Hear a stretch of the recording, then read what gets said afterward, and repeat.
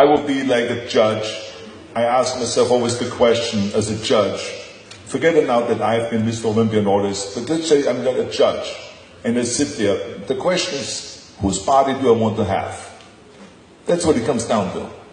And I think that Cedric had such a beautiful body. He was so well proportioned that I thought he should have placed higher than he did. And unless we change the judging procedure, and unless we do something about where they stop just using guys with the thickest neck and the biggest muscle, but not look as pleasing. Because look at the old days when Steve Reeves won. When Steve Reeves won, and you saw him on the beach, you say to yourself, I would love to have this guy's body. Wow, look at how beautiful this man looks. But that's not what you can say about those guys the day they win those competitions. And so what I'm trying to tell the judges is that you got to go and consider, look at everything. Like for instance, so many of those guys have their stomachs sticking out. You know, what are we talking about here? I mean, it used to be that you should have a V-shaped body.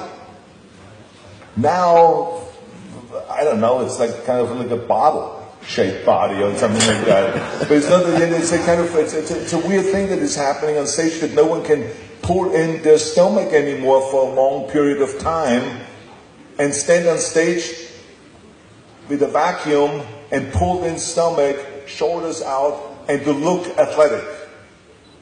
So it's all of this, kind of, the stomach sticking out and all of this kind of, it doesn't look right anymore.